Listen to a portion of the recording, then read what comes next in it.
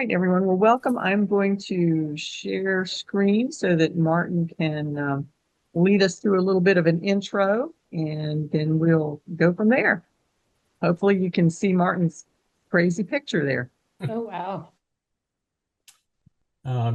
This was from Norfolk Botanical Gardens, and I told the folks earlier that if you've not been there for their Christmas thing, it's worth a trip and very, very neat graphics and colors and so forth. So it's worth a trip, and usually your Ginter ticket gets you in, so that's a savings. Okay, next. Oh, yeah, there we go. Yeah, for those that weren't available for Frank's presentation, it was pretty neat to see digital painting. And I guess, Karen, that's available on the web, is it? I believe that is up. I'm not 100% sure, but I think we've gotten that video up. Okay, great. But Check it check was, the YouTube, Camera Club of Richmond YouTube. It should be yeah, there. yeah. But it was interesting to see what he was doing with painting digitally and using a guide and some outlines. It's pretty clever. Mhm.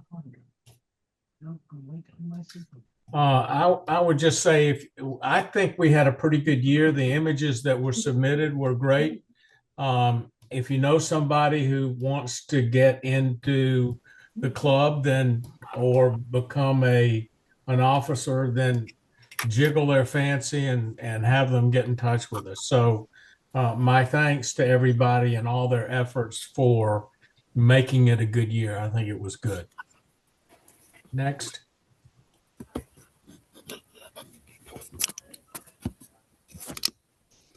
For some reason, it's not advancing. Wait a minute. Um,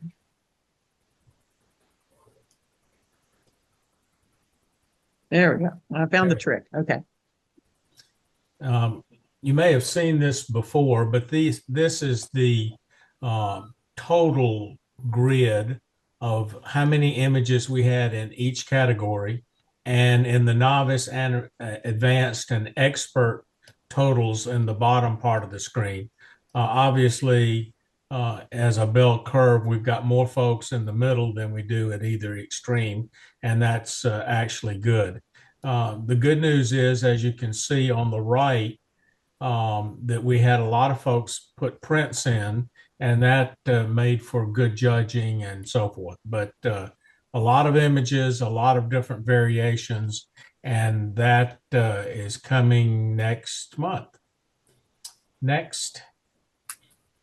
Just a reminder, on January 6th, not intentional, but January 6th is the Tin Pan event. Hors d'oeuvres at 6, buffet at 7, and the year in review with awards presentation at 8. Here is the QR code that you can RSVP. And this presentation, Karen, will be up where? Which presentation? The QR code. The QR code. That QR code will take you to the registration, and I'll send that out in an email this week as Okay, well. great, All right. great. And here are the 2026 officers and their email addresses. Next.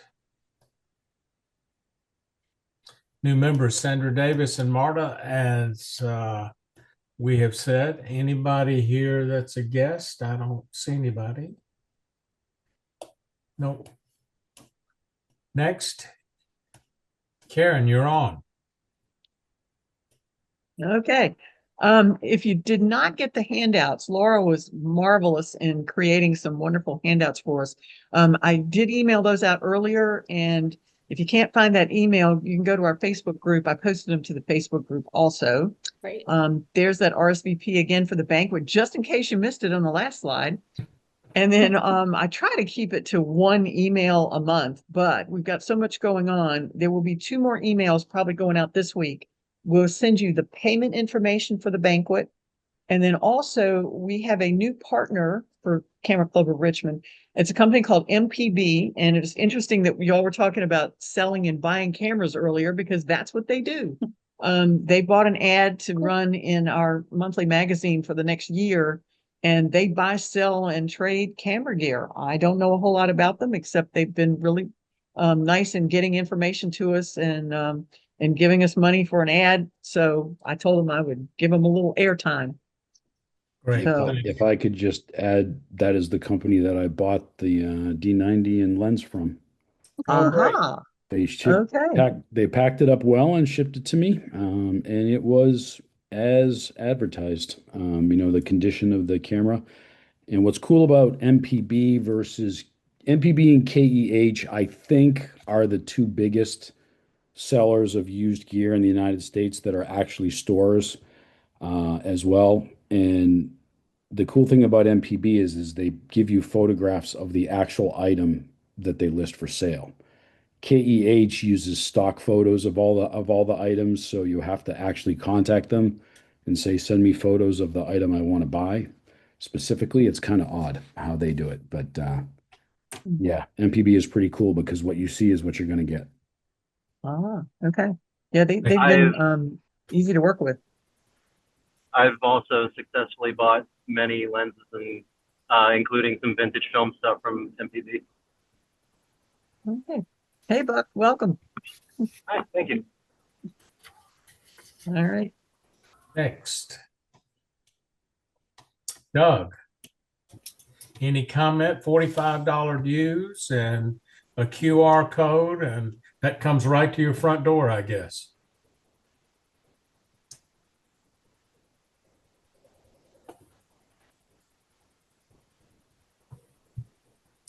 And you Doug can is also muted. mail a check to Doug. I don't think he turned his microphone on. Yeah. But again, all that information will be in your January Southern Exposure. Okay, next. Jane, you want to comment on this? Your microphone's off.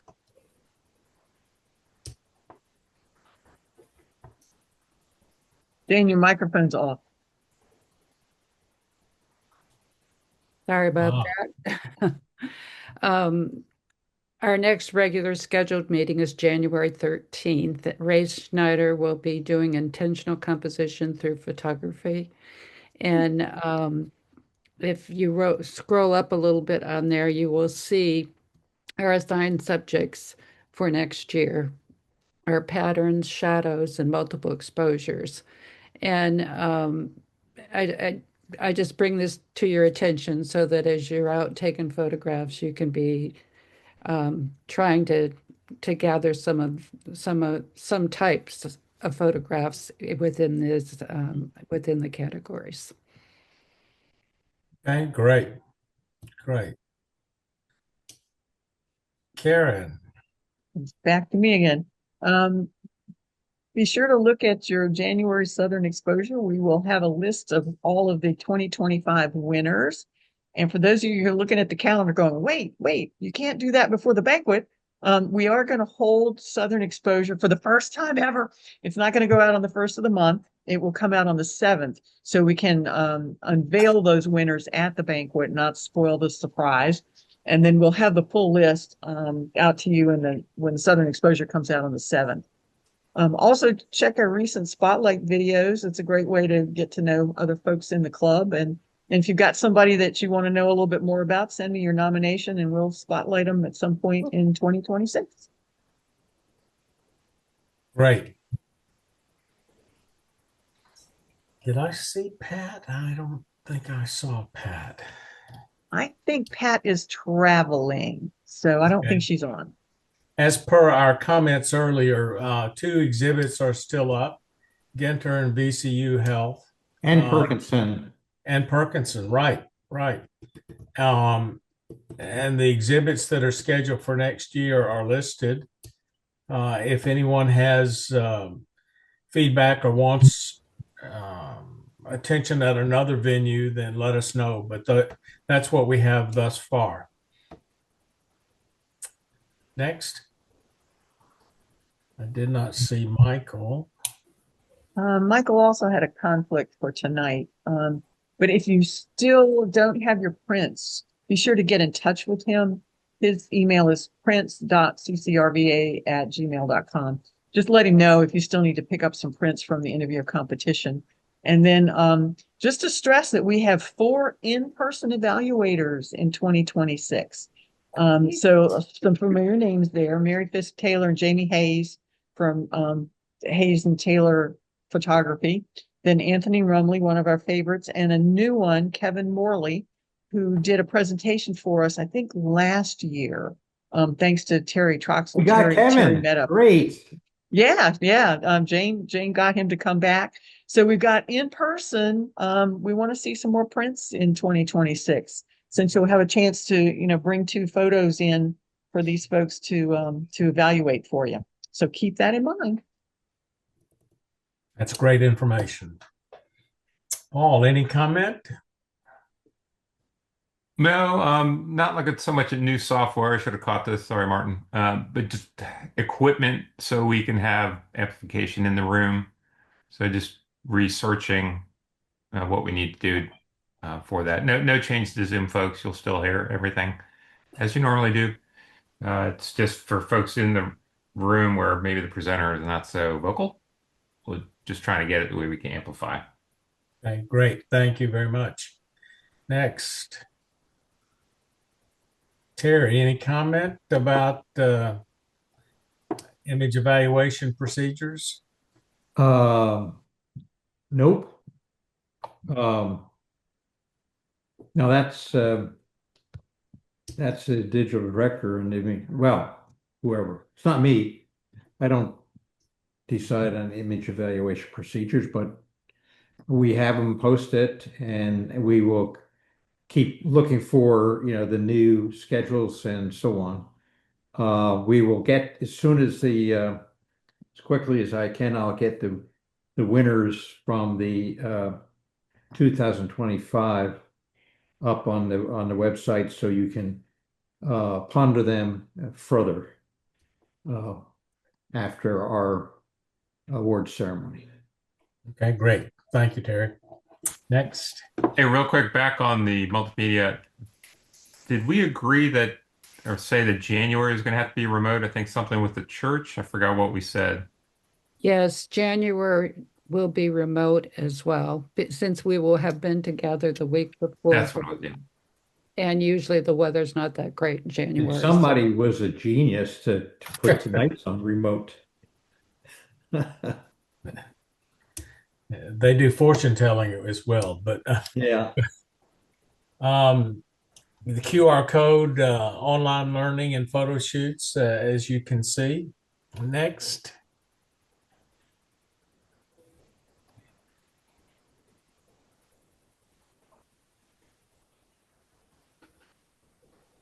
And the minutes to email the first of the month along with Southern Exposure. That's Jerry Posano's photograph. Next.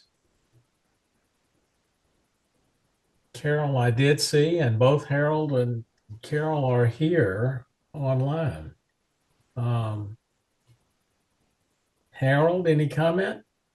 No, nothing new right now. Did you go on your repeat safari yet? We're going back to Botswana in May. May. Okay, great, great. And Carol, any comment? I'm just pleased that you all feel like I'm worthy to be on the board still and can offer any help, constructive comments, or whatever. I love my club and I'll help you any way I can. Thank you very much. You're the queen. Thank you. Next.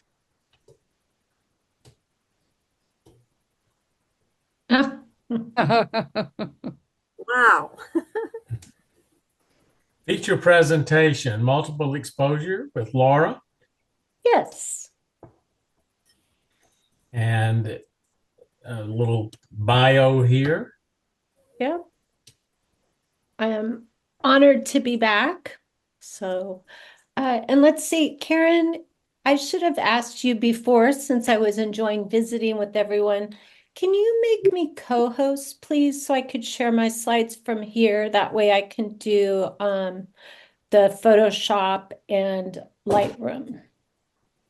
I I'm sorry. did it earlier. You should have gotten a little note, but I think you can still. I'm going to stop share now since we Okay. have introduced you. I got to show Martin's last slide though. I love the. I Oh, love that the is people. great. It is That's great. his last slide. So I'll stop sharing. So hopefully you'll be able to share. I think.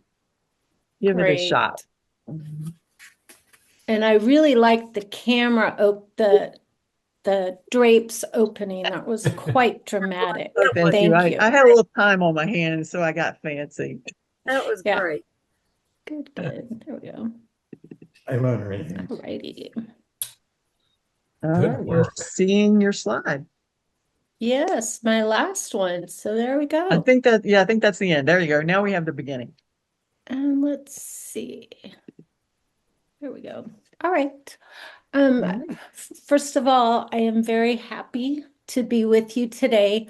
I am sorry that your holiday plans didn't work out so well, but now knowing that you all are dealing with quite a bit of snow today, things always happen for a good reason.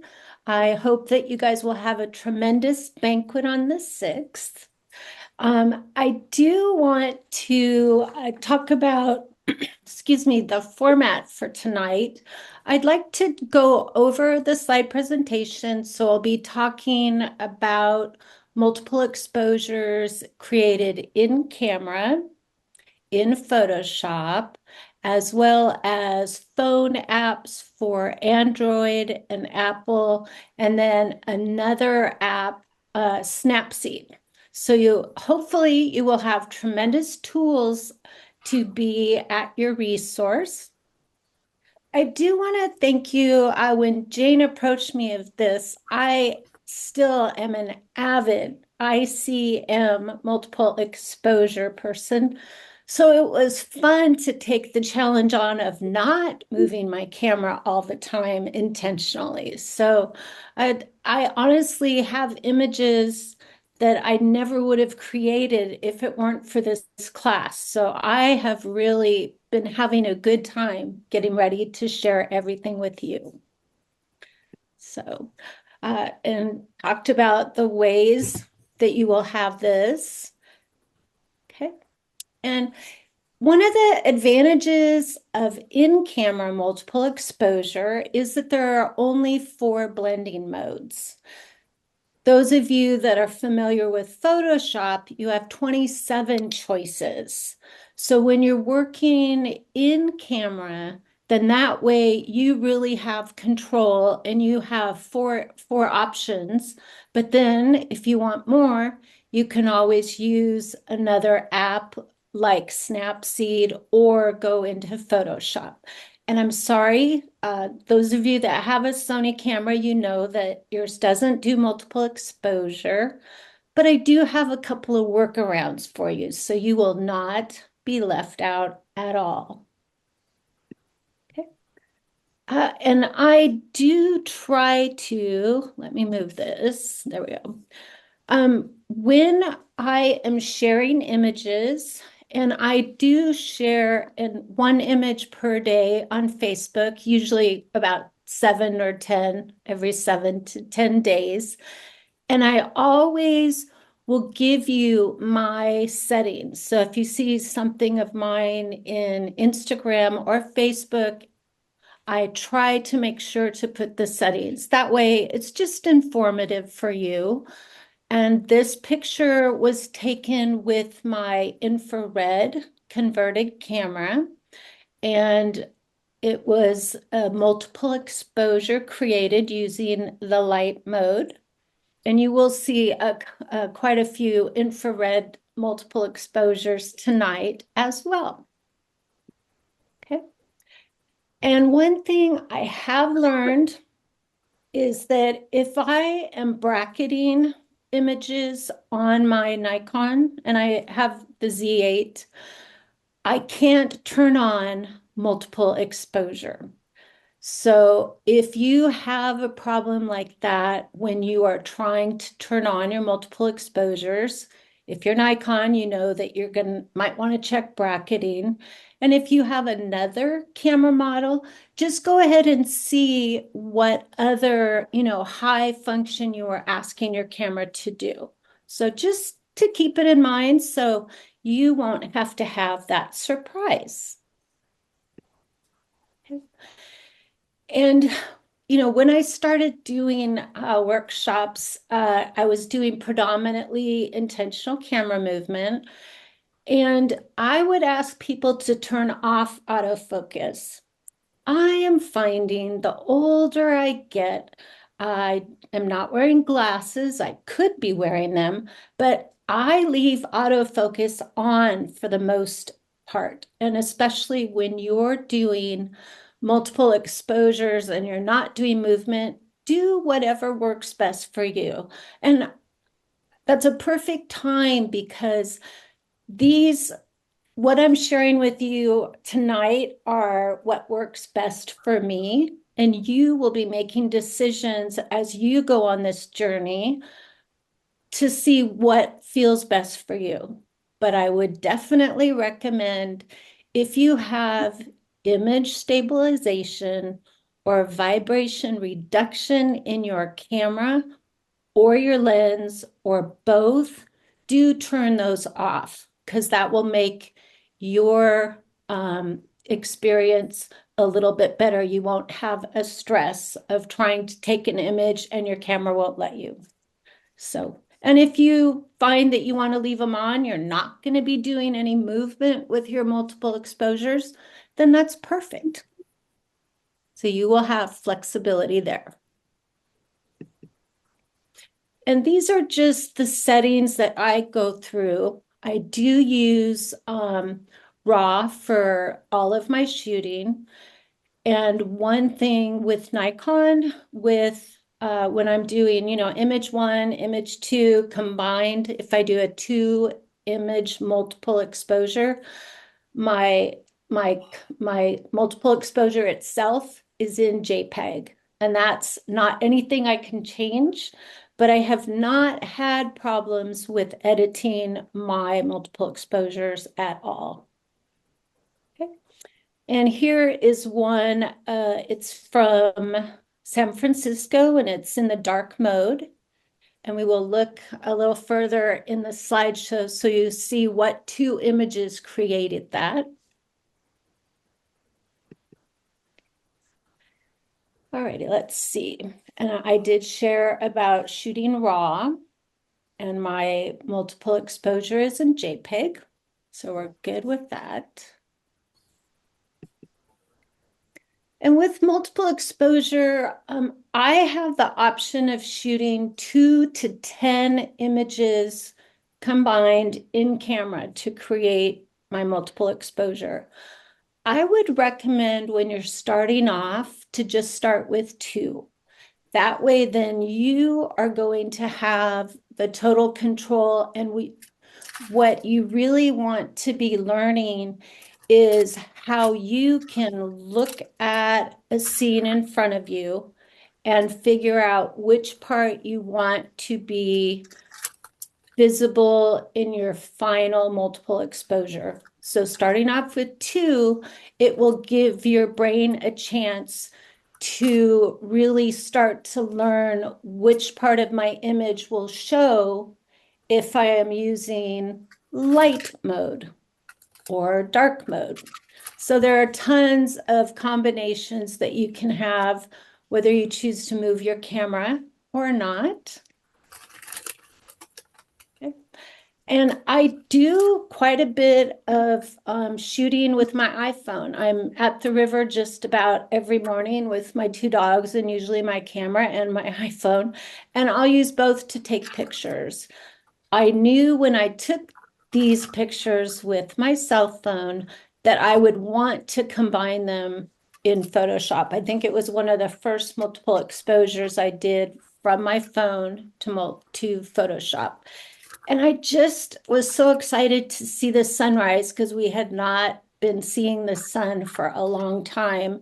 So it was nice to have a bright, beautiful sunrise, and yet the leaves were just crunching underneath my feet because it was all frosty. And that's not as common where I am in Northern California. So just you will have a chance to look at images as you're taking them now, or you might find images that you have in your phone that you want to combine together, or in your catalog of your previous images that you've taken on various trips. So I hope this will open a whole new world for you. This image was in the California State Fair. It was the first year I entered in 2023. And all I can tell you is I was using an art lens. I had a Lens Baby Edge 50, and it was shot outdoors. And what I really focused on for this is I wanted this part of the calla lily in focus.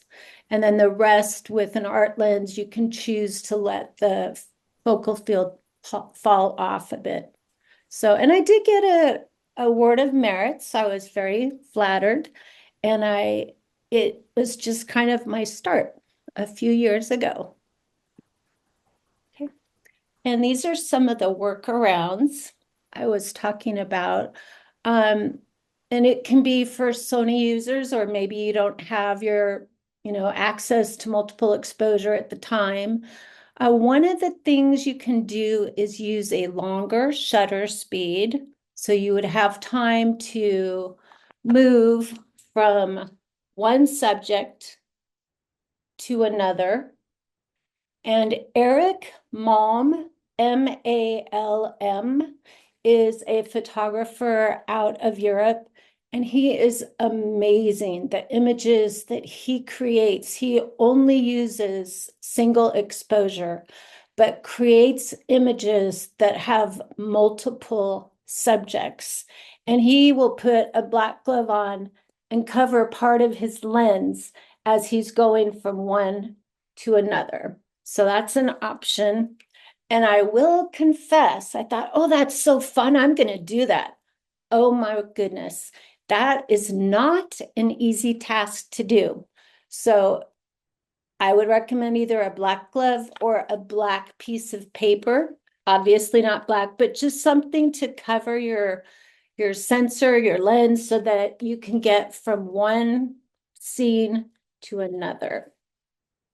And then using apps such as Photoshop or Snapseed. And there is also Average Camera Pro. And I know I shared that with you last year, or earlier this year. Time flies. And an Android app is the FV5. So those are two additional ways that you can create multiple exposures. And when you're looking in your multiple exposure setting in your camera, and I hope that the YouTube videos helped you figure out which camera model needs you had for getting your camera into multiple exposure mode. And with Nikon, it's in the photo shooting menu. And then I would choose multiple exposure. And then a submenu. So I have a few choices. The first one right here is series. And what that means is that my camera is going to keep taking multiple exposures until I tell it to stop. If you put on, it will do a single multiple exposure. So that means if I set my multiple exposure to 2 images and I use just on, that means it would let me take image 1, then image 2, I get my multiple exposure, and then it's regular back, whatever settings I had before I started doing multiple exposure. So I choose series to keep my camera in multiple exposure. And then I don't use off until I want to do something else like bracketing or some other type of task for my camera. And again, I do have the choice of 2 to 10. And the overlay modes are additive, average, light, and dark. And I do save my individual pictures. I know not all cameras can. I think Canon R7, the original one that came out, I don't know if they have R7 Mark II out yet, but I know that I don't believe that camera you can save the individual images. But if you can with your camera, do so, because as you start processing and looking at your images, you'll start to identify exactly which part of which image came together to make that multiple exposure. So it really helps with the learning process. Overlay shooting, we're speaking about that before our meeting started tonight. And it is just, it gives you an opportunity to really focus in camera, and you can set up your multiple exposure exactly the way you want. So you see a little faint outline of your first image you took, then you're able to place it, wherever it is that you want that second image. And I have some examples on slides coming up in a bit. It really makes a difference. So be sure to keep that on. And something that's newer, I know Canon also has this capacity, and I'm sorry, I don't know about Fuji or OM. So if you have Fuji or OM, please let me know. That would be great. Oh, I'm sorry. I should have said this before. I apologize.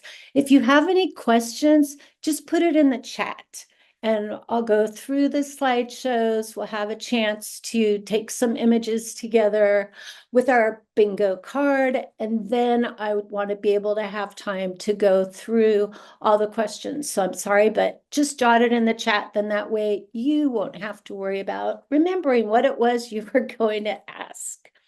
All right, so something new though, I can use my memory card, and if I have another image that I want to choose as my image one, I can do that. So we were speaking about visiting Mono Lake. I can put a memory card in here that has one of my Mono Lake pictures on it, and as long as there's space on that, so that could be the memory card that I'm using, I can take an image from 2-3 years ago and have that as my first image, and then totally do my image 2 as anything that's right around me. So it just really gives you a lot of options. And I know that for my system, I have a short menu, which is called the I menu, and that choice is not available in my short menu. So you may have other options from your camera's main menu versus your short menu. All right, and so this is just going over that with Nikon. I talked about the series. You have off, on, or on with the series, the number of shots you want to make, and your overlay mode. You're going to have to select that before you start shooting. And then Canon, you have a star menu, and I think it's Fuji. Do you have a Q menu or something else? I'm sorry. I look forward to learning more about the newer Fujis as well. Right? And as I mentioned, as you start working with this, you're going to really start to get your brain going. basically you're kind of learning a new language. It's a multiple exposure language. So be kind to yourself as you're learning something new, because it's not easy right off the bat. And I will say too, the different blending modes make a big difference. So if you don't use Photoshop and aren't familiar with blending modes, you can take pictures or take images of the same scene. I'm in outside landscape, and it would look totally different in light mode versus dark mode versus additive or average. So your blending mode will make a difference. And the advantage we get right now with all of technology chimping, when you are taking your pictures, be sure to look and see exactly what you just captured. I have this little, added bonus on my camera so that I don't get any shadow or anything coming in. I started this when I was doing a lot of macro flower photography, and I have just kept it on my camera. I really like the way that then I am totally closed off from the rest of the world, as I can see exactly what's going on in my viewfinder. And I do chimp after just about every single shot. And the other piece that I shared with was the overlay shooting. You want to make sure that you can see what you already shot and where you want that to really pick up items, pieces in your image too. Okay, and here's an example. This is from my infrared camera. I was in San Francisco recently, and our hotel, you could see the Ferris wheel. And I just loved the way that all the bokeh was lit up, and I wanted a totally out of focus image because I knew my next image was going to be in focus. And I shot it from the balcony of my hotel, and I didn't move at all physically. I did change the length. So out of focus was at 45 millimeters.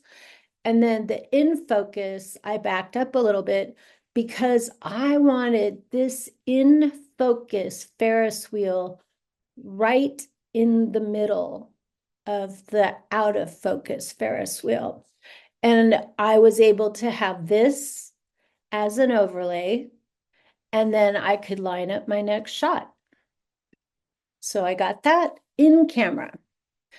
And, I thought about cropping off this little hallway of the hotel, but I decided I like it that way. I like the balance with the light on one side, the dark on the other. And besides, I was staying at the Wharf Inn. So it's really beneficial to use the tools that we have. So be sure to do that in yours if you have overlay. All right, the 4 different blending modes: additive, average, light mode, and Canon calls it bright mode, and dark mode. And most cameras do have these 4 options. Okay. So a little bit more information on additive. It works really well if your subject is lighter and in front of a dark background. Average is great if you are shooting 2 pictures. Each image 1 and image 2 is going to have the same weight. It's going to be 50% and 50%. So both of your pictures will be visible in your multiple exposure.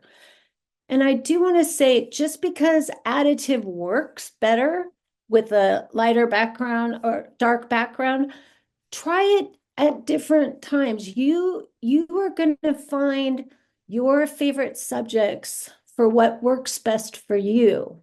And just because you don't have a dark background, don't not try something. Okay. And here are some ICM examples of the additive mode and average mode. So here's a line down the middle. It's pretend. The first image here is the same as that. So that way you can see how this image is so much lighter, whereas this image has much more colors and tones. And you do have the information for what my settings were. And this image here is the same location as this image. And then here are two images to just show you once more, so you can see the difference between additive and average. Okay, and one of the benefits with average mode, it is fun to use. You want average mode when there's, a lot of overlap in your scene. And it's really fun to change your setting to continuous high or continuous low.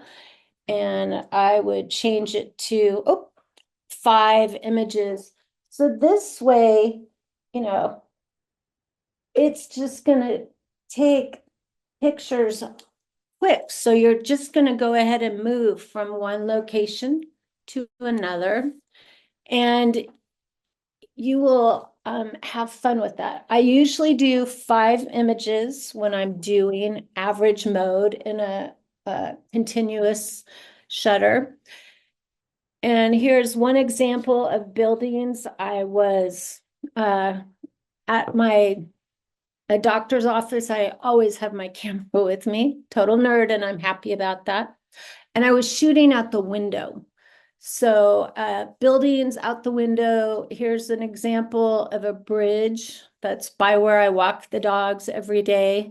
And when I started playing with average mode and continuous, just moving it here and there, I decided that really kind of looked like a windmill. So, and here is the same window from my doctor's appointment. And I will confess, yes, I've been back there, even though my doctor's not there anymore. I just loved I was in a 3rd floor, and it just gave me such a fun view. And you can see how the colors changed. There's no pink buildings or magenta. That's just part of the colors that the camera sees. And when they're in a blending mode, different pieces are going to come out. So, and again, you've got the pink and lavender. So I will also admit to being easily entertained. I just am happy to wait and play with my camera while I'm waiting. So take yours to your next doctor's appointment. You never know what you might find out at the window. And light mode and dark mode are opposites. With light mode, and I do tend to use a lot of light mode because when I'm at the river, I've got the light blue river and the sand. So kind of a sandy color, an orangey color. So the main thing when you're doing light mode, what that means is your image 1, light mode, your image 2 is in light mode, and the camera matches it up pixel by pixel. So that means if in image 1, this pixel here is light, and in image 2, this pixel here is dark, the light is going to dominate that. And it goes through the entire image, pixel by pixel. So it's fun to see what you will end up with your image, just comparing from pixel to pixel makes a big difference. And dark mode is the same concept. So dark mode, image 1, dark, image 2, light. The dark is going to cover the light. And it doesn't matter whether it's your image 1 that has the dark pixel and image 2 has the light. It doesn't matter which way. You will find both light and dark areas in the same scene. So your camera will just do all the work for you. Okay. Oh, and one of the pieces of dark mode, it works well if you have a darker subject and a light area in the back. Okay. So taking an extreme example, if I'm in light mode and I take one picture of a completely white wall and another picture of a completely dark wall, essentially it's just going to be the white wall that shows. Exactly. And the opposite with the dark mode, if I shot the exact same walls. Okay. Yes. Yes. Great clarification. All right. Some examples with the difference with light mode and dark mode. And this image here is the same scene as this one. The difference, a little bit difference in the settings. This is a little bit closer, 54 millimeters, and this one was 43. But you can see with the light mode how the blue sky is there, whereas in dark mode, it's picked up some of the darker pieces of the trees. And it's also the same within the reflection. And this image here, I took a picture of the rocks at my feet. It was gravel. We pulled over on a windy road to take a picture. And then I call it my elephant tree. It was a clump of heritage oaks, which are protected here. And the light is on top, whereas this, I did the same thing. I took a picture of the gravel at my feet, and this image is closer, so you don't get the full elephant look. It's 175 millimeters versus 50. But you can see there's not much light that came through here at all. It pulled out all these dark pieces from the sky and the tree. So just an example of how shooting the same thing in light mode can be totally different in dark mode. Okay. And this is just some of my observations that benefits with light mode. I do get pinks and lavender that appear. And dark mode, you have the greens and blues, and additive mode and average mode. You know, each mode just kind of has its own little benefit. And here's an example of a multiple exposure with intentional camera movement. And you can see here's the color of the sand. And then we've got the river over here. So it's got a couple different color shades of blue. There's no pink or lavender when I'm shooting, but it's because the camera sees more than our eyes can see. So it does see those colors when you combine it. Okay, and again, my settings are at the bottom, so you can see that. And here's dark mode. And with this image, I will practice what I preach. I think it's important. Make sure I'm tethered, because this image, I did one horizontal, and then I turned upside down my camera. And I will tell you, if you choose to do that, I have screen touch focus where I can touch the back of my screen and it'll take a picture. It is really hard when you have your camera upside down to manage to get where my shutter button is. So I just touch the back of my screen to take the picture. And be sure to have your camera tethered to you some way or another. I do right side, downside, upside down often. So I want to make sure I've always got it tethered. Okay. And then here I wanted to show the difference with, this is additive mode, and these are straight out of camera. So here's my image one. You can see there's quite a bit of dark here. And image two, you can see that there's, you know, a shadow, dark. Let's move that down there so you don't have to deal with that.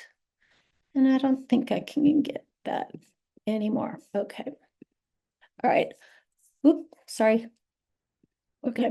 And then this area here is really dark, but yet here is the multiple exposure. So I don't have a huge dark area there. And you can see there's still dark green here, but it's not this almost jet black. The dark green, the green is so dark. So that's an example of what happens with additive mode. Okay. And this image, this was my subject, also at a doctor's appointment in the parking lot. And I used, this is my subject. I did do intentional camera movement. So I will show you my next image. I just made my image 2 was kind of a horizontal sweep across. So with that, I like the results of getting, it kind of looks like somebody took a paintbrush across the scene. Okay. And with this, you can see one of my movements was vertical and one was diagonal. And this was vertical and horizontal. I will tell you that is one of my favorite combinations when I'm doing ICM multiple exposure. Okay.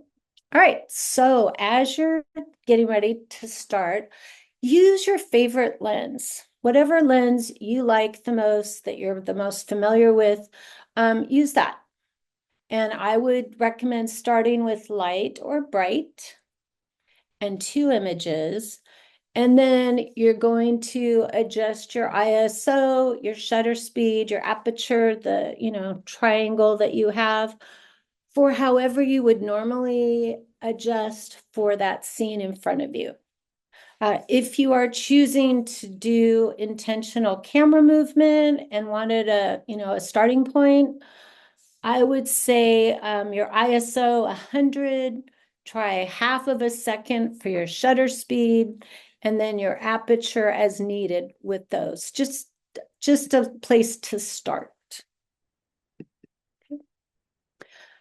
Can you change the orientation? Yes. So if I'm shooting 2 images and my first one is landscape, and then I turn it portrait for my second one, that's fine. I can do that. And my multiple exposure will end up being whatever direction I started. But if you really want to change the orientation of your image, you can do that in post. So you will have the flexibility, but it is possible to change from image 1 to image 2. Okay. And here are some examples also at the river. And this image was stationary. And this, I did move the camera a little bit, and I had it at 0.4 seconds. So in light mode, even though there's dark at the bottom, all these bushes are dark, that's what you get in light mode. And with this, you can see that none of this is apparent at all. All of these dark pieces woven into the yellow, they're not visible. So it's just fun to see how much the scenery in front of you will change. All right. And this one, same subject. And this is at 1/80th of a second. So much shorter, sorry. And same subject, and I did one upright and one upside down. Okay. And then this is the result I got. What I didn't like about my final multiple exposure, there's so much more room here than at the top. So then I took them into Lightroom Classic and I cropped it. So I made it so there was an even amount in either at both at the top and the bottom. Just personal preference. And this is Same scene, but dark mode.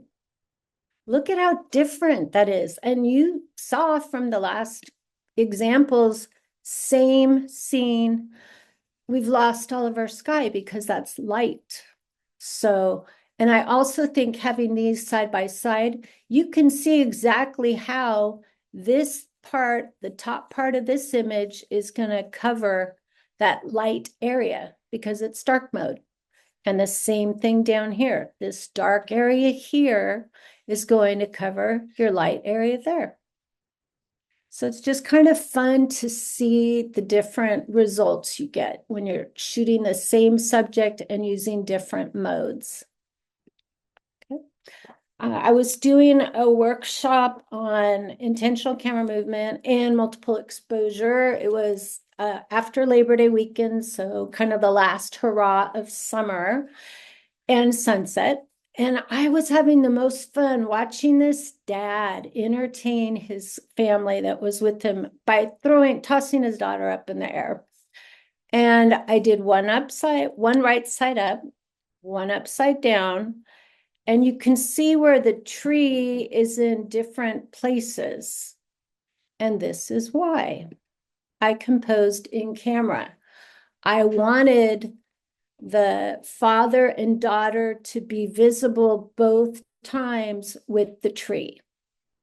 So that was just kind of a fun way to set up that shot. And he didn't drop her ever, so it was safe for them. They were having a great time. And I did confess that my favorite ICM movements for multiple exposure really are the horizontal and vertical, or a difference in that, the crisscross. But this way you can see what multiple exposures can come through from just different movements that way. All right, and I did mention already, if you are shooting in RAW, your multiple exposure may be in JPEG. And I do want you to keep your images from your multiple exposure. And again, it's really for your learning process, because the more experience you have at being able to look at image one and see exactly what came through or didn't come through because image two in your multiple exposure. So you want to start being able to look at a scene in pieces. And please do not delete your images when you're out in the field. Wait till you get home. Be sure to chimp, so please do review them, but don't delete them. I know I am also a type A perfectionist, so it would be really tempting for me to just delete stuff I didn't like. Well, am I going to learn if I'm out in the field looking at my camera screen, deleting images? Or would I learn more if I chimp, I look to see what I got and think, I didn't really like that. Well, let's try something different. Try a different blend mode or try a different subject. So be kind to yourself and don't delete in the field. Wait till you get back. Okay. And for post-processing, with using intentional camera movement, I could have my aperture at this lens goes to f/45. So I tend to get a lot of spots if I'm doing ICM multiple exposure. So you know your sensor and whether you have spots or not. But the first thing I always do, whether it's ICM or regular multiple exposure, I'm going to look for spots. And I choose to take more images. I upload them in Lightroom Classic. And then from Lightroom Classic, I go to Photoshop and I remove the spots there. And this is what works for me for when I'm titling my image. I have the title, the number it is on my memory card, and also the same in my catalog, so I know where to find it. And then I list whether it's intentional camera movement and multiple exposure, or just ICM, or just multiple exposure. and then whatever my settings were. And I also use the date. That way my catalog is by date order. So nobody else needs to see all of that detail, but I want to know exactly where to find my image again in my catalog. And I will admit too, I'd much rather be out playing with my camera outside or getting ready to go somewhere and do something. So I kind of looked for the easiest editing I could get away with. And what I started doing way back when I started this, I would hit auto. As soon as there was an auto in Lightroom Classic, I started using it as my first button I hit when I'm editing.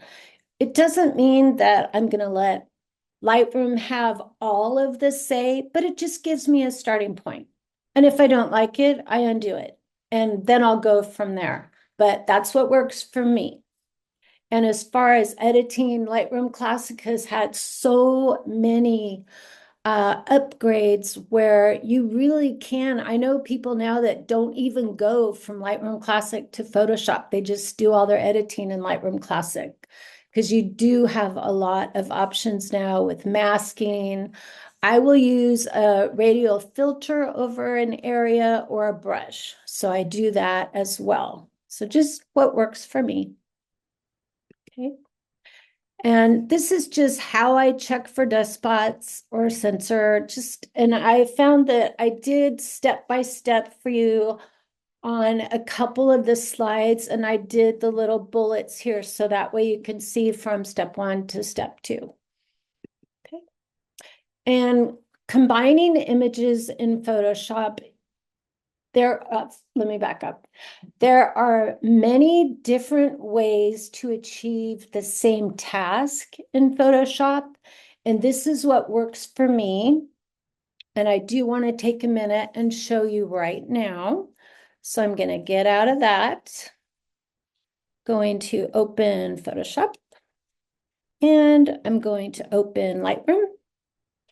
Why is my pausing? Okay. Okay. Hang on a second. Now, can you see my screen now? Laura, we're still seeing your PowerPoint. Slide. Yeah. Okay, then let's do this. Yeah, try to stop share. No, because I still want to share. I'm going to, let's see. Hang on. Okay. There we go. I'm going to go to this. And I guess I do only. Great idea. All right, we've got that. And let's see. I'm going to start sharing again. And let's see. Do we go to, no? Okay. The really cool thing about this is that I made another video yesterday of my whole presentation. So if I'm not successful in getting this where I want it to go, then I will do that. All right, let's get rid of the PowerPoint. All righty, screen share stop. And now I'm going to share again. There we go. How about now? You got it? Yes. Yep. Great. Yay.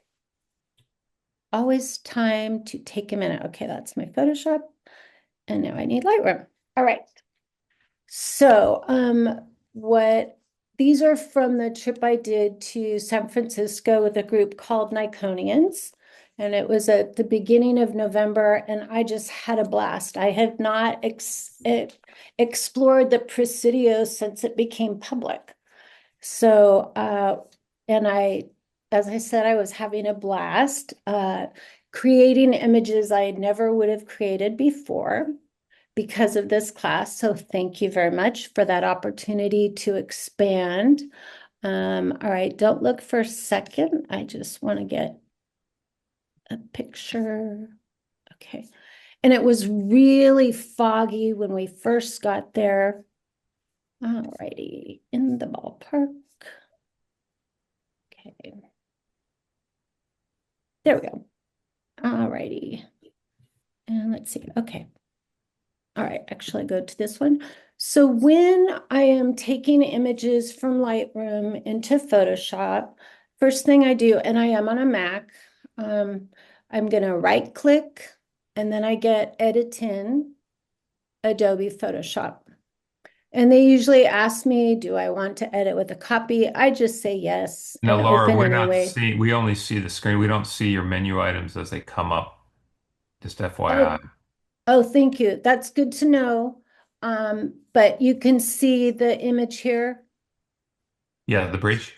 Yeah. Okay. Yep. Good, good. All right. So we'll go with that.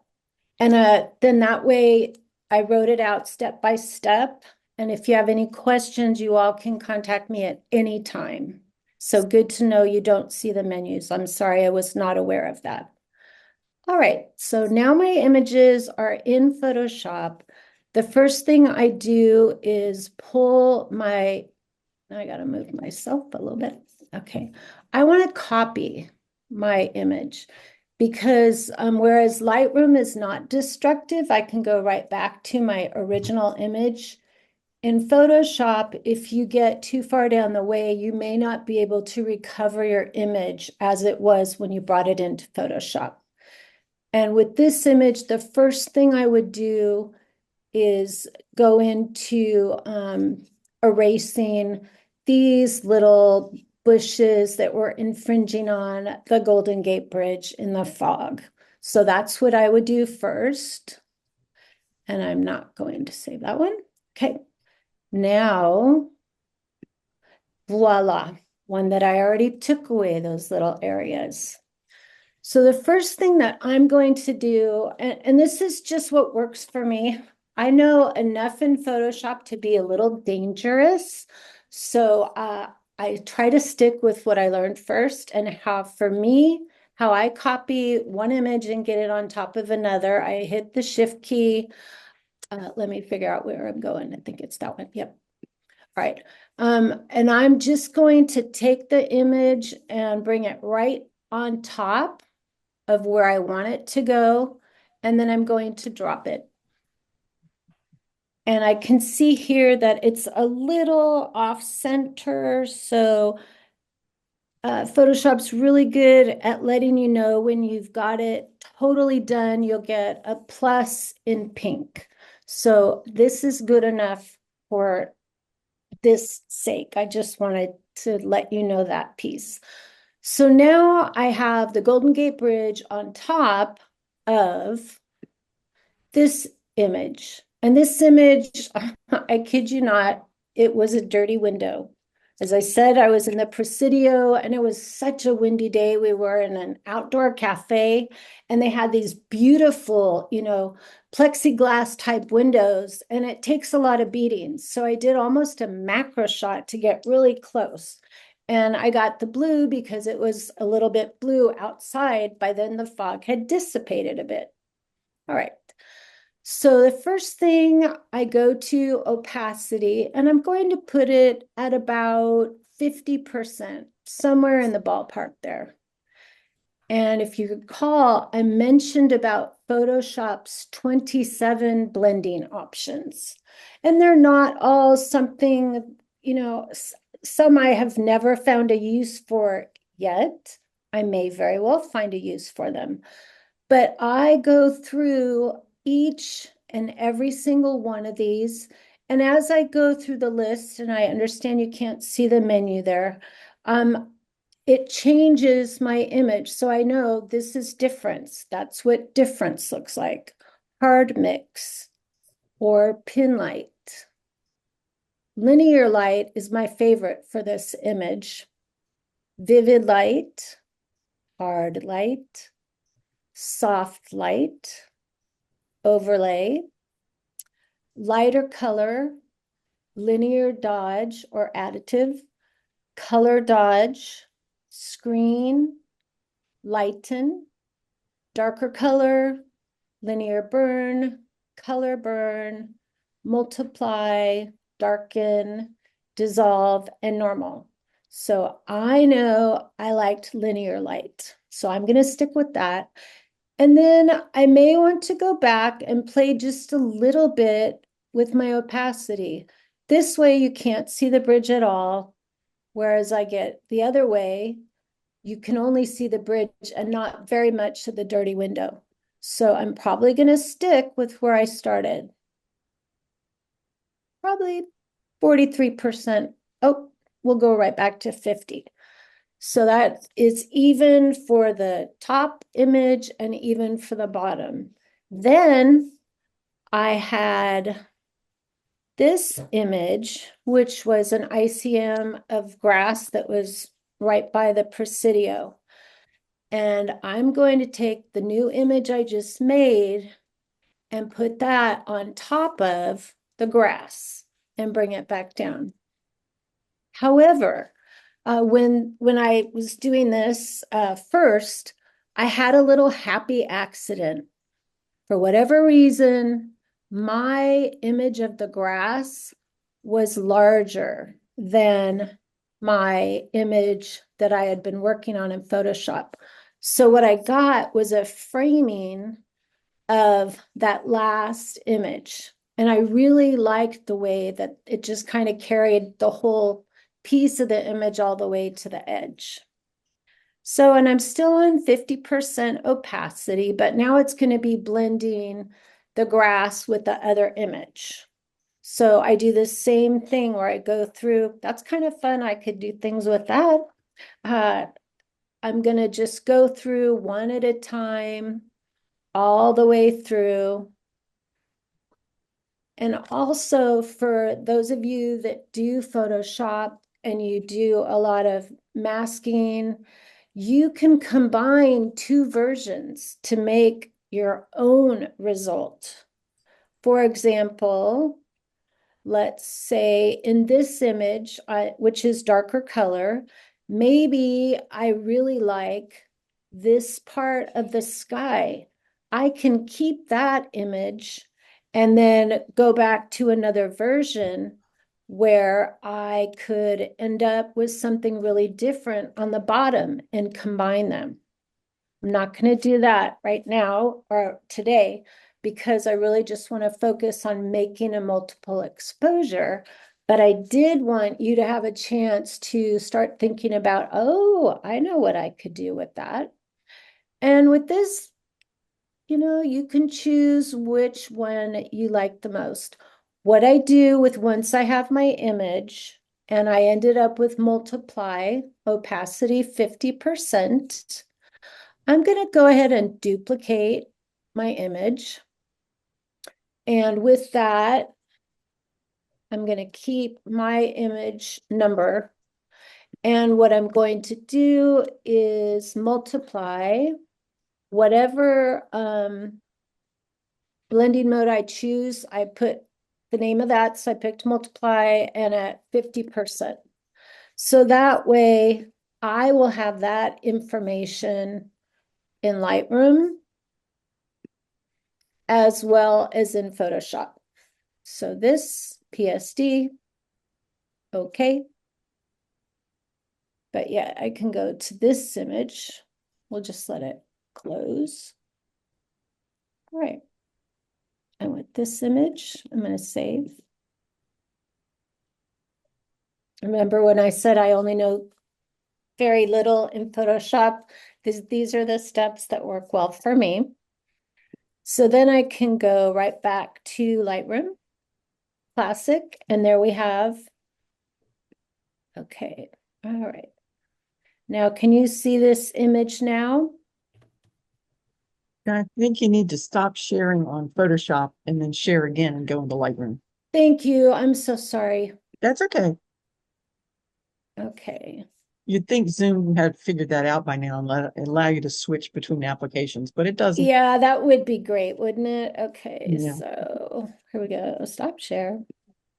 Okay, hello again. And then I'm going to share. And look at that. Thank you. You guys help a lot. Now I'm screen sharing it with this. Okay. Oh, no, did I Nope. not? We're seeing Photoshop again. Yeah, sorry.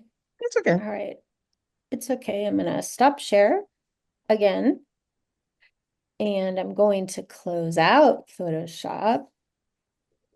Save, blah, blah, blah. There we go.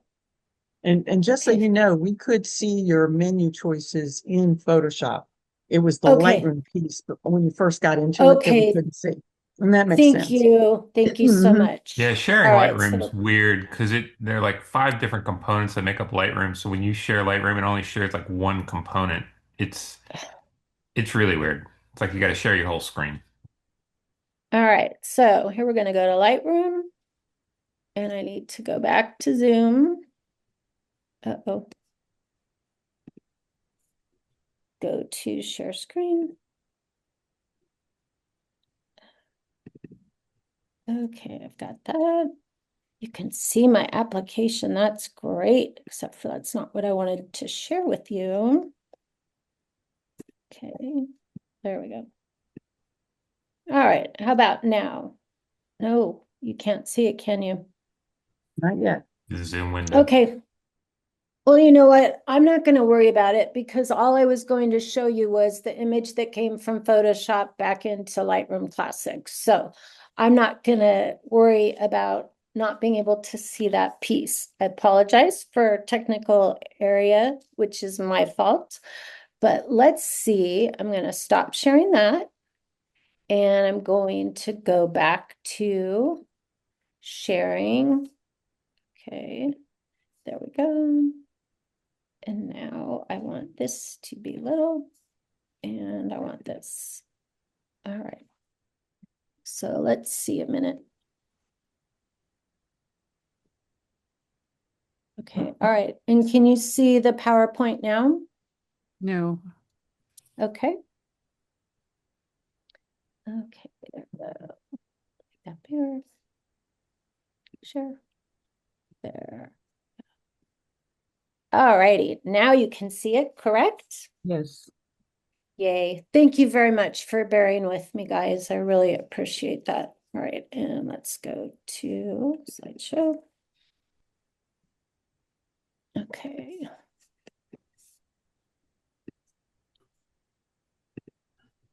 All right, and it'll be just a minute while I go through and get us to Photoshop where we were.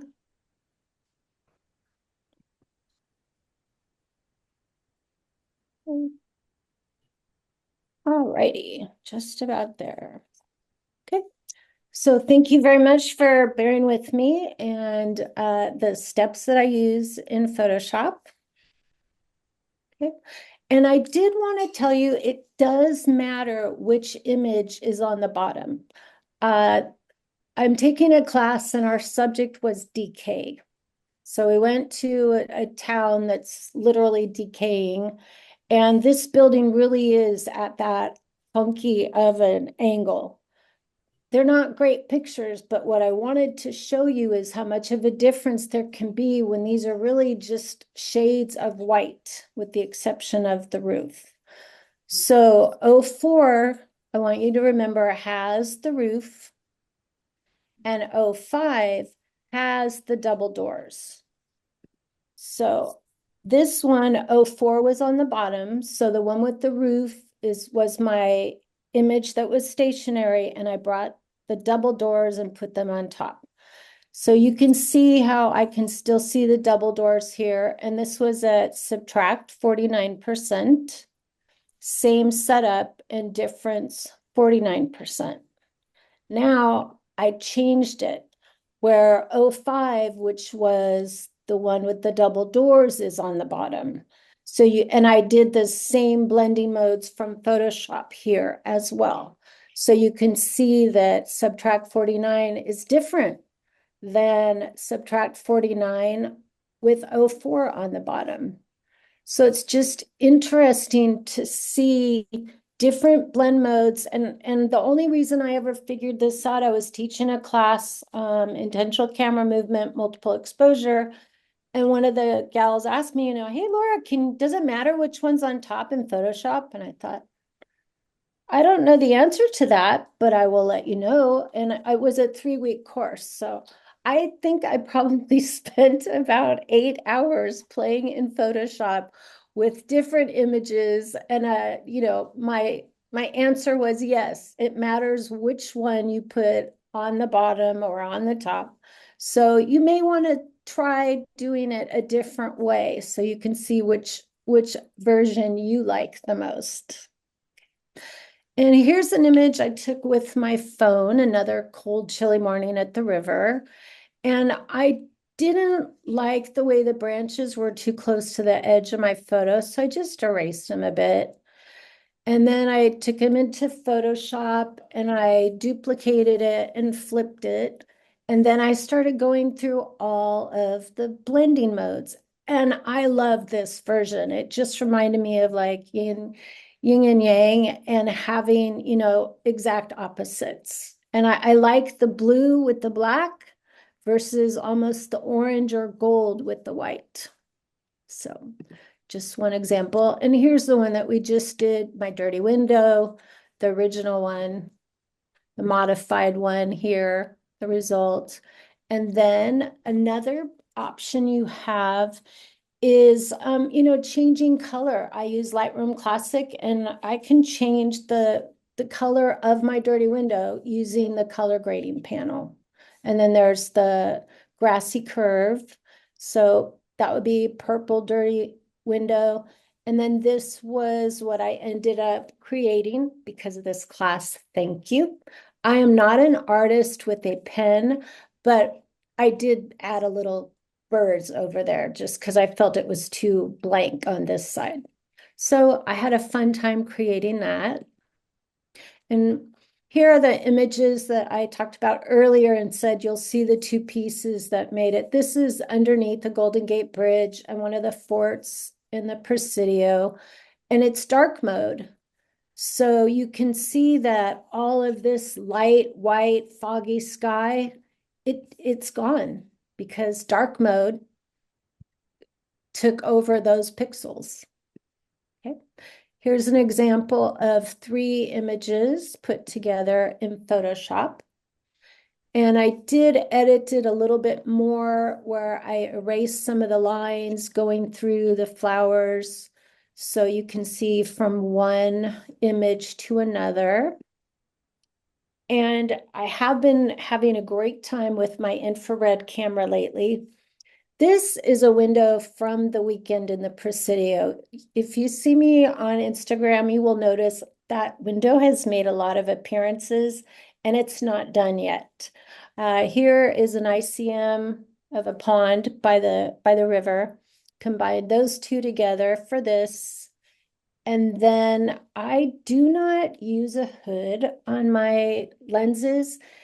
I can be, I think, in the minority with that. I want the flares and I welcome any type of flare. Like here we go. They're right in the spotlight. It's the sun flare because I was shooting right into the sun, which was right there.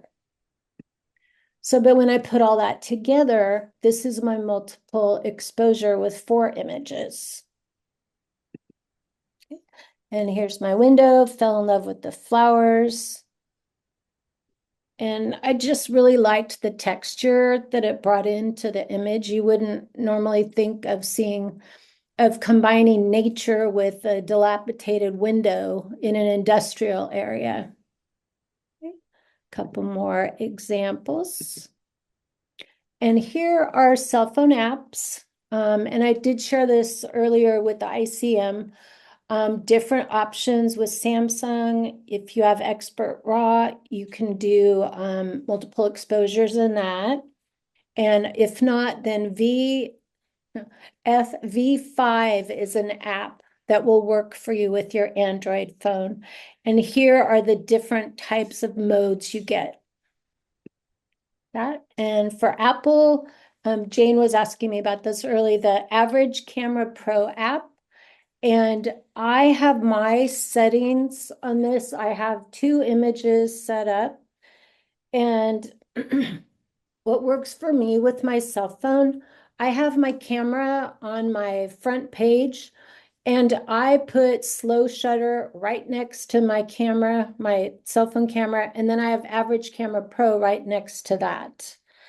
And in the settings that work for me, I have a 5-second shooting interval between my two images.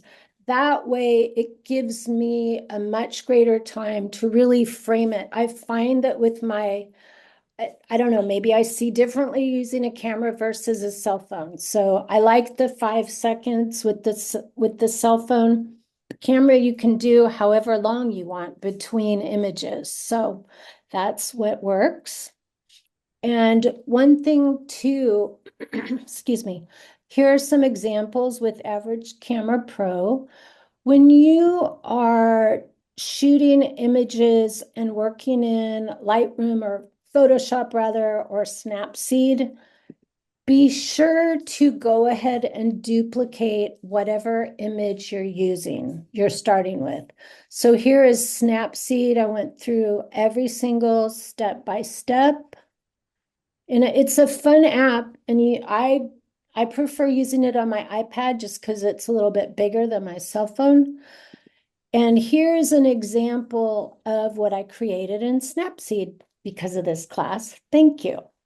And this was a dark mode image from the river where I did right side up and then flipped it upside down. Flowers from the spring playing in Photoshop, made that double exposure. And then I blended them together. And this is overlay mode 50%. And it's just so different than anything I would normally do. I really liked it. Okay. All right. So now the number one thing, if you don't already have my phone number, please put it in. You can text me. I know we've got a time difference, but please, I don't want you frustrated and like, oh my gosh, I can't remember what you said, Laura. Please contact me. I am here for you as a resource because I want you to have a perfect, fun, exciting experience. All right. So with that, click to exit. All right. I am going to close this out. Let's see.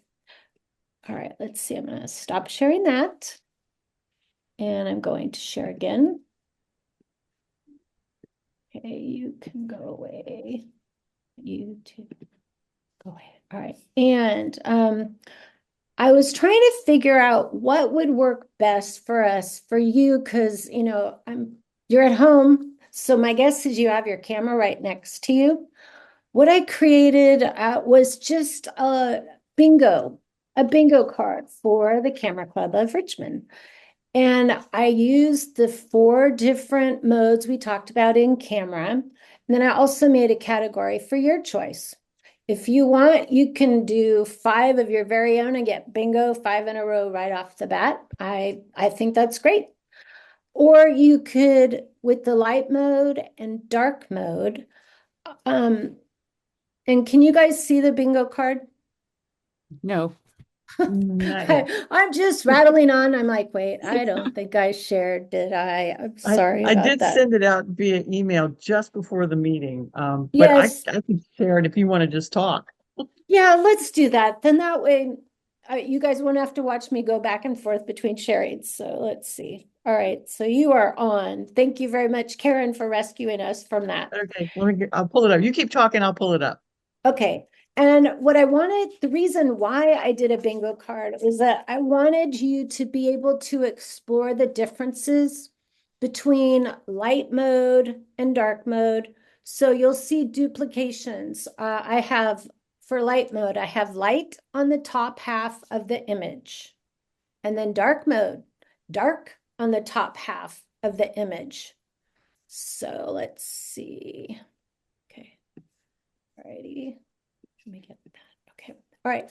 So I wanted you to be able to start shooting the same scene and getting different results. All right. And Karen, am I still sharing? I'm not, right? No, they should be able to see the bingo card now. Okay, I can't see the bingo card. Sure. Well, Anybody else see it? Yes, I can see it. Well, that's good. If you guys can see it, that's perfect. That's weird. Sorry. Okay. All right. So, Yes, see it. I wanted you to be able to take images of one thing and have light part be dominant. So go ahead and grab your cameras. Let's see. It's 8:30. How much longer do I have, Jane? Probably 20 minutes. Oh, excellent. So let's play with your cameras. Get them out, turn them on. If you didn't have a chance to get multiple exposure in your camera, no problem. Pick up your cell phone and use one of the apps there. I just want you to be shooting so that while all of my blah, blah, blah is still in your mind, that you will be able to start looking at scenes differently.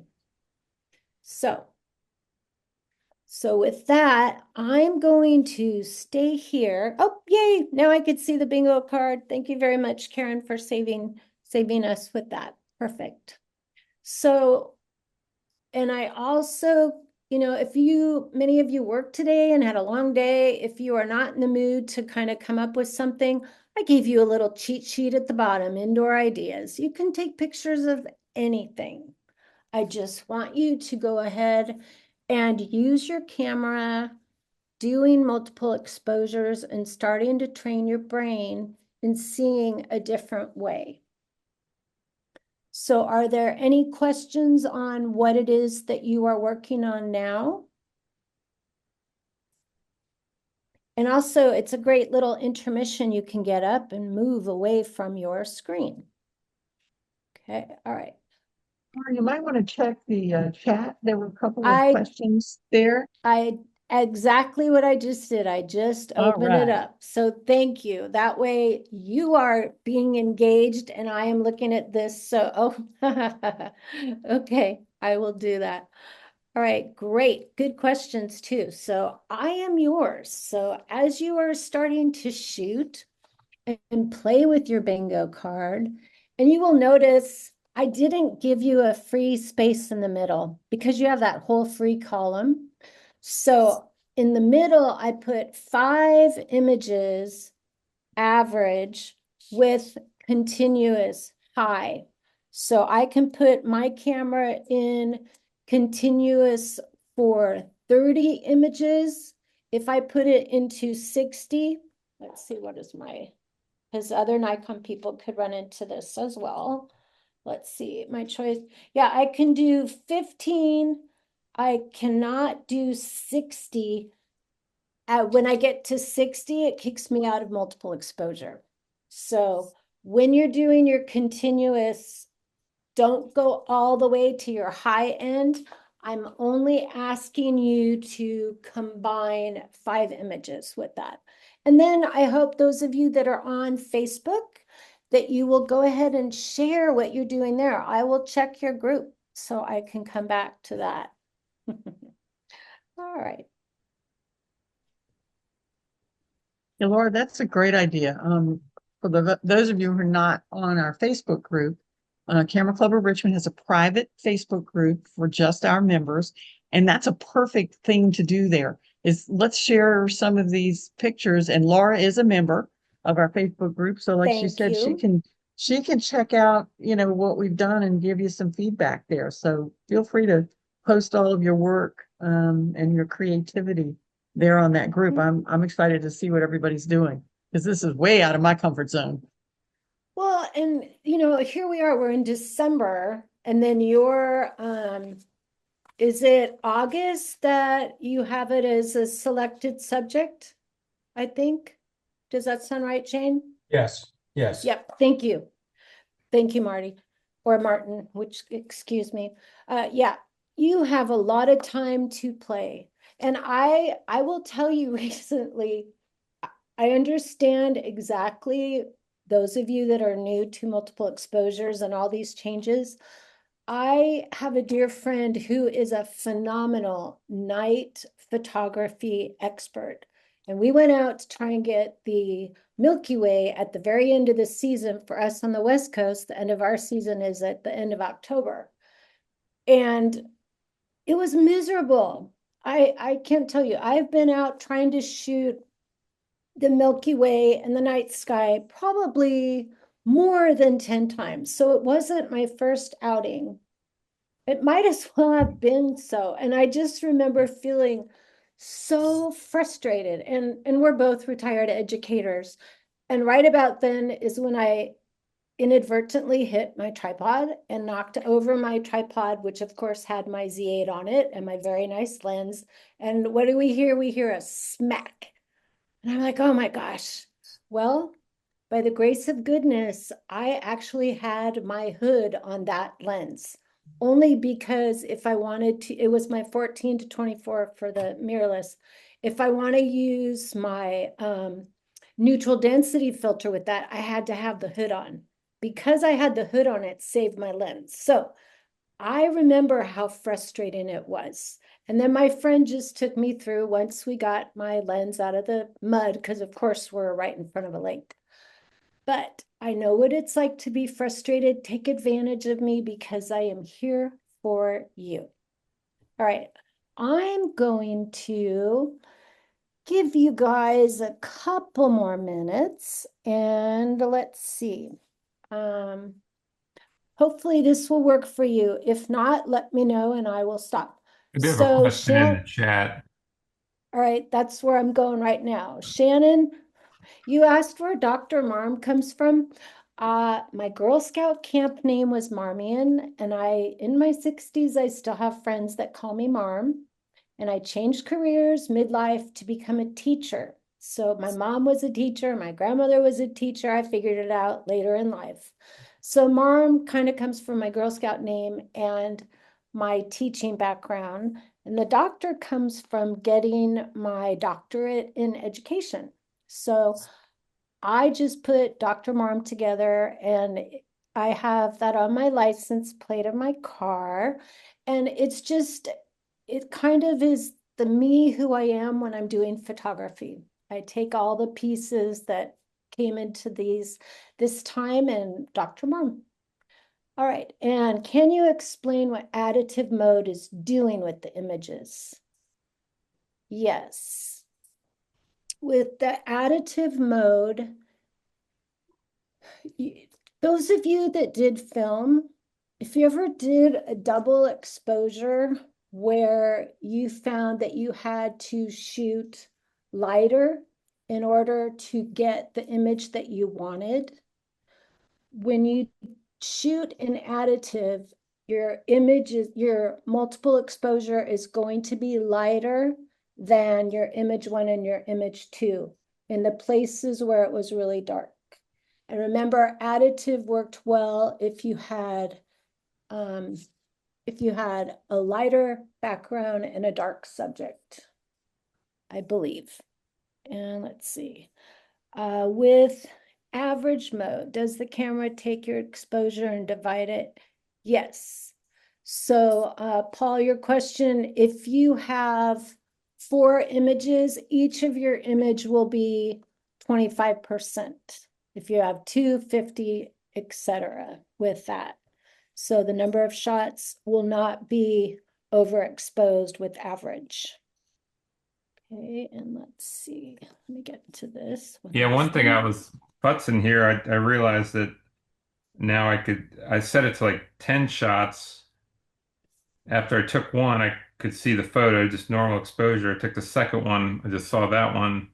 And after the third one, I was like, ah, that's enough. I turned it off and then it went with the 3 and combined it. Oh, wow. And Yeah. what camera do you have? Nikon D500.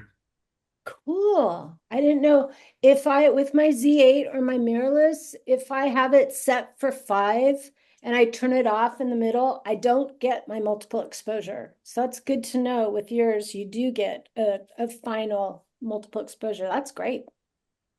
All right. And the question, I think it was Shannon's about additive.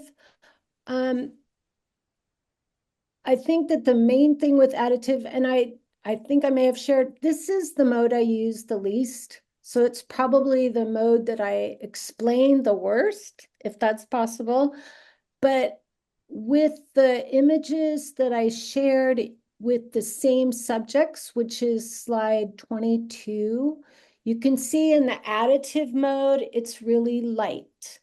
And the average mode, I've got the browns and the blues there. So additive is going to keep adding when you put one image on another, so it's going to become lighter. Okay. And let's see. So I didn't see any more questions than that. Now that you guys have been working on your bingo card, do you have anything, any questions there?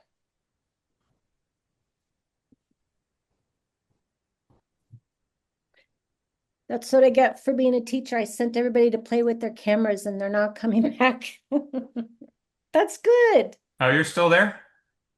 I am still there. Yep. Yeah. Yeah, I'm still there. Everybody's gone. See you later. No.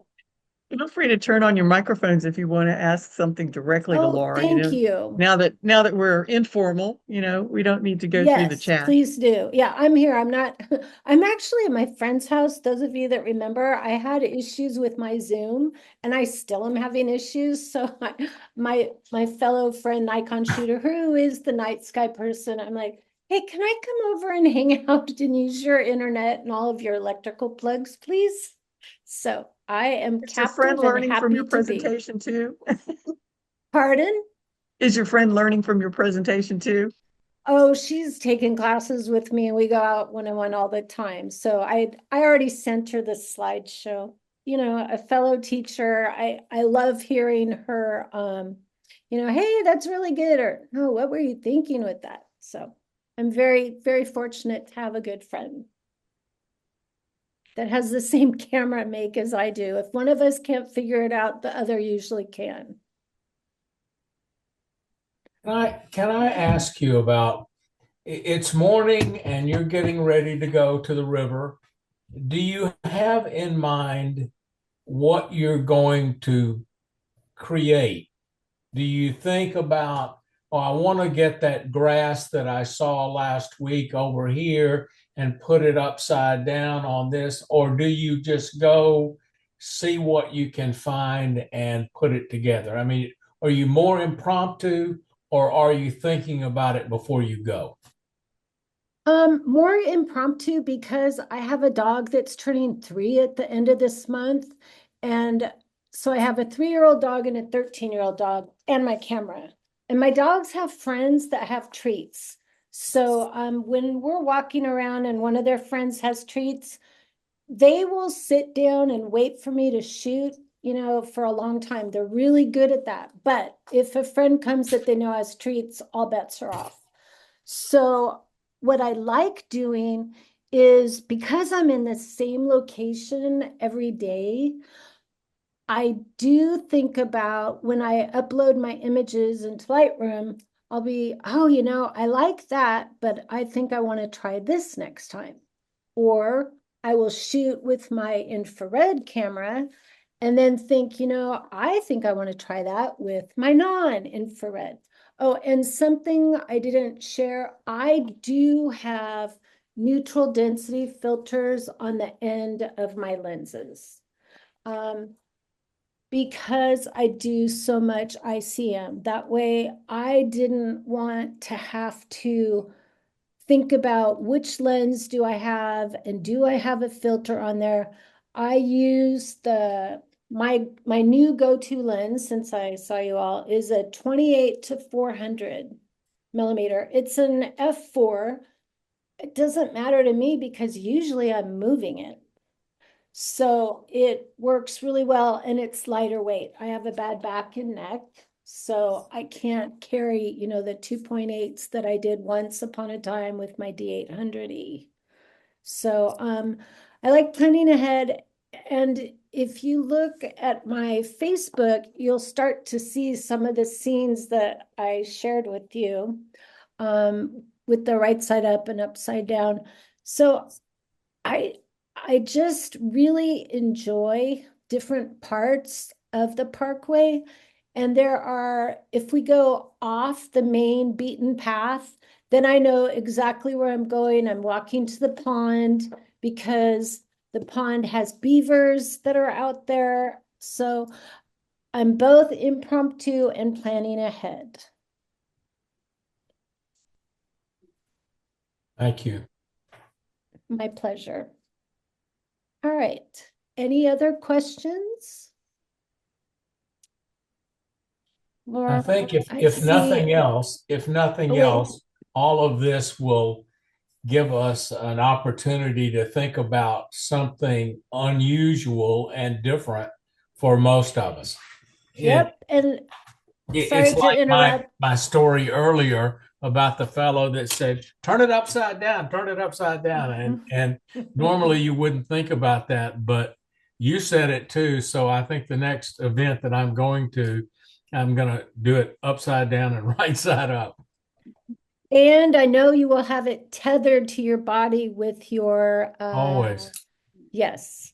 And Joe Ring gets the bonus points for posting one of his bingo pictures in the chat.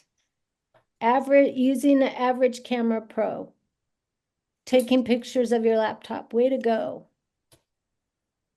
That is fun. Oh, cool. Yeah. Joe is such an Now, overachiever. Laura, Yes. are we shooting in manual mode? when You we're doing- know, I shoot in manual mode because I do ICM so much, but you don't have to shoot in manual mode if you're doing your regular images of multiple exposures. Shoot whatever mode you like to use. When you go out to do landscape, what do you use? Do you do aperture mode? usually aperture mode, yeah. Then shoot in aperture mode for your multiple exposures. All right. You don't have to shoot in manual mode. But when you switch from manual to aperture mode, you have to then reset. Because I just switched from aperture to manual, and then I had to go back and go to multiple exposures and turn it back on because it would turn it off when I went from one to the next. Yes. That's good to know. Thank you. I'm sorry that happened, but yay for you that you were able to figure out what you needed to do and put it back on. That is great. With Nikon, the I menu, I changed mine. So one of mine is multiple exposure. So if I do something and I turn it off, I can put it right back in without, missing a beat. So Now I have that, auto bracketing, and I need to turn that off. Well, it says it's yes. okay. Auto bracketing has to be off to do this. Yes. Or you won't have your multiple exposure. Yeah, that I learned that. And then also if I had continuous high with 60 images or 90, that turns off multiple exposure. So the way I kind of What'd you look just at say? it, What'd you say? if I'm shooting in continuous mode where I am going to keep shooting whenever I put, click, I have to get out of multiple exposure. There we go. I can't, for right now, I set it to high of doing 120 images as fast as it can. It turns off multiple exposure if I go too high. Which you have a Nikon, don't you? Yes. Which one do you have? Z7. Okay, well, with the Z7, I think you have the choice of single, continuous. So if you do continuous where you want that little middle square to do 5 images in continuous, just do it at the lower end. And if it doesn't make sense right now, just ignore me. Okay. And you have my email and cell number, so I know you know how to contact me. Yes, I do. Yes. I'll be calling you. There we go. All right. And let me see. New messages. Great job. Yeah. Oh, look at that. Paul, way to go. I did a 10-shot multiple exposure of my water cup. I am loving that. That is impressive. And see, isn't that now it's nice to know I'm among my people where I'm not the only one that's easily entertained. I love that. All right. Yeah, Very this is good, great. you guys. Okay. And I will hang out for the next little bit. I know it's much later for you all than it is for me. Keep checking 2 new messages. Okay. Oh, hey, Heidi. Thank you. And thank you to Heidi. I never would have met all of you without Heidi's intervention the first. So thank you. Great to see. Great to be here with you all.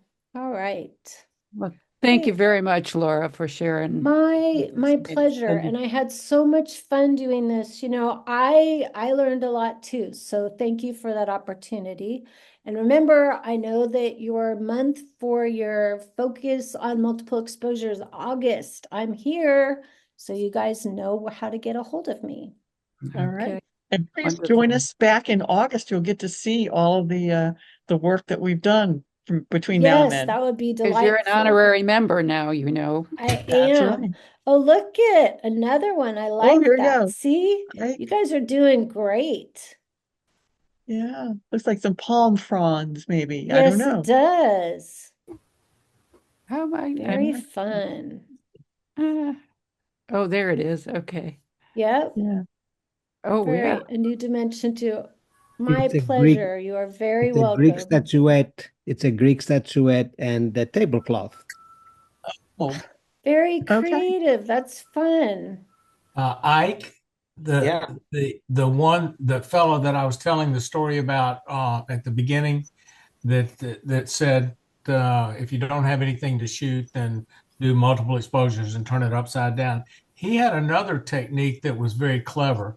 He was suggesting to use the white balance, the Kelvin scale, and turn it up way high and then turn it low, and that you would get changes in colors Yes. based on the Kelvin thing without filters and without too much manipulation. And Yes, that was that is pretty clever. something I do as well. It's fun. And especially now though with Lightroom, and since I shoot in RAW, I can do that post really easily. Of So I course. do appreciate that. But it's fun to change your Kelvin. So shoot really high, you know, go to 10,000 and then shoot something really low as a multiple exposure and see what happens. Yes. I will add that to my bingo card for next edition. All right. Well, Laura, thank you very much again. And thanks for everybody for coming out. Yep. And we look forward to hearing it from everybody on the 6th of January event. Yes. Oh, and we have All one more right. double exposure from Buck. Buck can Oh. be very creative too. That is spooky. is very fun. That's kind of fun. All right. Well, I'll see if I There's can a save the story for chat. sure with that one. I love it. Yeah. All right. All right. Thanks, everybody. Thank All you right. guys. Bye-bye. Bye. I'll see you on Facebook. Thank you again. Really appreciated it. Bye. All right. Bye now. Very cool. All right. Then I am going to go get ready for dinner, and you guys enjoy your evenings. Thank you. Bye-bye. Bye.